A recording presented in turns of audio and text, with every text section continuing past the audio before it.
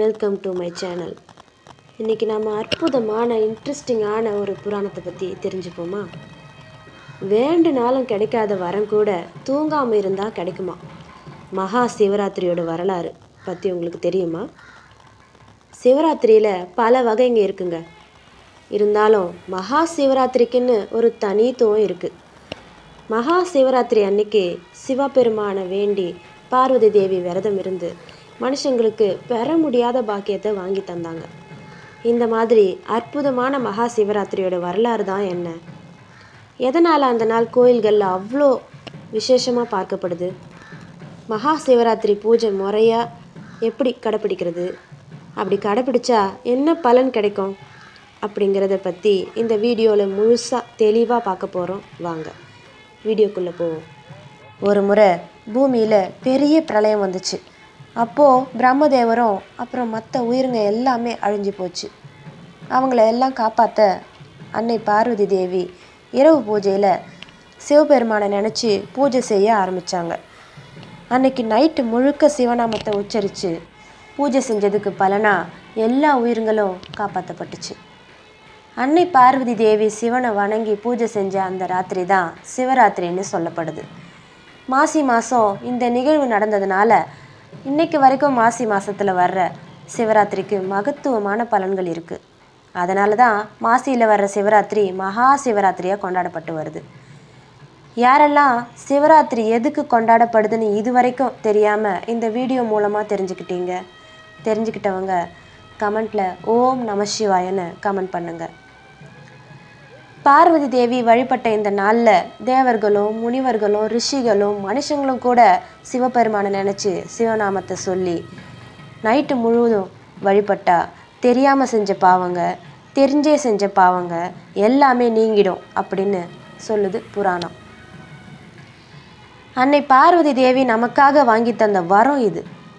எல்லா பாக்கியத்தையும் பெற்று மோட்சம் கிடைக்குமா? தெரியாமல் செஞ்ச பாவங்க நீங்கும் அப்படின்றது சரிதான். அது என்ன தெரிஞ்சே செஞ்ச பாவங்கள் அப்படின்னா, எந்த ஒரு பாவத்தையும் செஞ்சுட்டு மகா சிவராத்திரி பூஜை செஞ்சால் போதுமா? செஞ்ச பாவத்துக்கு தண்டனையே இல்லையா அப்படின்னு கேட்கலாம். சரியான கேள்விதான். அப்படி தப்பிச்சுக்க விடுற அளவுக்கு கடவுள் நியாயம் இல்லாதவர் ஒன்றும் இல்லை. தெரிஞ்சே செய்கிற பாவம்ன்றது வேணும்னே செய்கிறது கிடையாது. ஒரு உதாரணத்துக்கு மகா சிவராத்திரியை வச்சு ஒரு கதை சொல்லலாம். ஓம் நம சிவாய். ஒரு அடர்ந்த காட்டுக்குள்ளே வேடன் ஒருத்தன் வேட்டையாடத்துக்கு போனான். அங்கே அன்னைக்கு அவனுக்கு எதுவுமே கிடைக்கல. ரொம்ப தூரம் போயும் எதுவுமே சிக்கலை. என்ன செய்கிறதுனே தெரியாமல் இருந்த நேரத்தில் ஒரு புலி ஒன்று அவனை நெருங்கி வந்துச்சு. புலி வர்றதை பார்த்த அவன் பக்கத்தில் இருந்த வில்வ மரத்தில் ஏறிக்கிட்டான். அப்பையும் அந்த புலி போகிறதாவே தெரியல, அங்கேயே நின்றுட்டு இருந்துச்சு. நைட் ஆச்சு. ரொம்ப தூரம் பயணம் பண்ணதுனால அந்த டயர்டில் இருந்த வேடனால் ஒன்றுமே செய்ய முடியலை. ஒரு செகண்ட் கண்ணை மூடினா கூட கீழே விழுந்துருவோமோன்னு யோசித்தான். எதாச்சியா மரத்தில் இருக்கிற ஒவ்வொரு இலையாக பறித்து கீழே போட்டுக்கிட்டு இருந்தான். கீழே ஒரு சிவலிங்கம் இருந்துச்சு. விடிஞ்சுது. புலியும் போயிடுச்சு.